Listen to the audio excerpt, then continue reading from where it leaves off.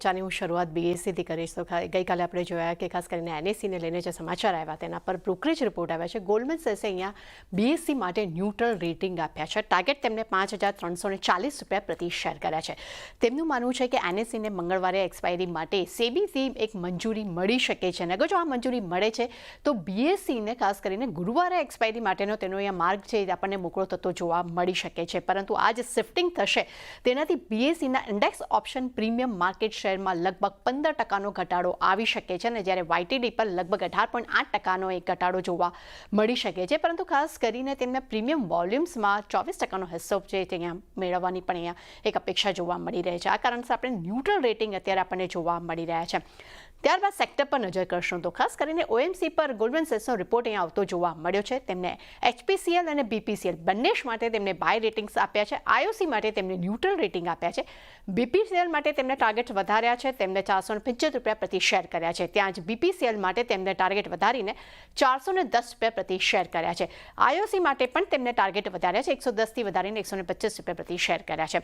તેમનું માનવું છે કે વૈશ્વિક અનિશ્ચિતતાની વચ્ચે પણ ખાસ કરીને ઓએમસીમાં એક સ્થિરતા જોવા મળી છે અને ખાસ કરીને મેક્રો સેટઅપ જે છે તે અહીંયા વધતું અહીંયા સુધરતા જોવા મળ્યું છે અને પરંતુ તેમને FY 26-27 માટે એબિટા જે છે 5%થી 26% વધવાની પણ તેઓ અપેક્ષા રાખી રહ્યા છે. જેનું મુખ્ય કારણ તેમને બતાવ્યું છે કે ઊંચા રિફાઇનિંગ્સ અને ખાસ કરીને માર્કેટિંગ માર્જિન જે છે તેની રિફ્લેક્ટિંગ ઇમ્પેક્ટ જે છે તે એબિટા પર જોવા મળી શકે છે. આ કારણથી અહીંયા આપણને ગ્રોથ જોવા મળવાની અનુમાન અહીંયા દર્શાવી રહ્યા છે. ત્યારબાદ નજર કરશું ઓએનજીસી પર. અહીંયા સીએલએસએ તરફથી આપણને આઉટ પરફોર્મ રેટિંગનો રિપોર્ટ આવતો જોવા મળ્યો છે.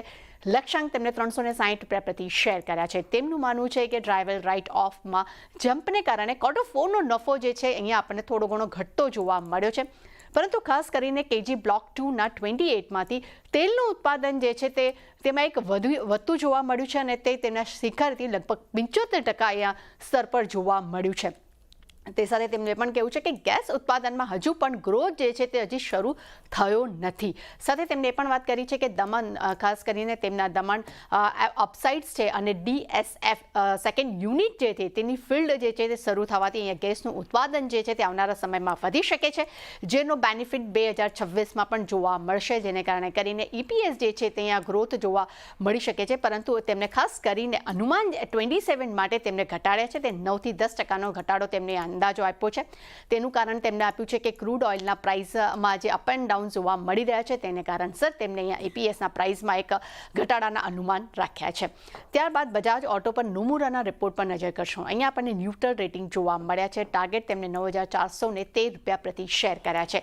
તેમનું માનવું છે કે KTMમાં ખાસ કરીને BAI HBV જે તેના દ્વારા તેઓ €800 મિલિયન અહીંયા તેઓ રોકાણ કરશે અને ખાસ કરીને KTMમાં બિઝનેસમાં નિયંત્રણ લાવવાનો ઇરાદો છે તે BIHનો છે. પરંતુ રેગ્યુલેટરની મંજૂરી મળશે ત્યારબાદ તેઓ આ નિયંત્રણ લેશે. એટલે ખાસ કરીને ચાની જેટલા પણ બ્રોકરેજ રિપોર્ટ છે દરેક પર આજે આપણને એક્શન જોવા મળી શકે છે.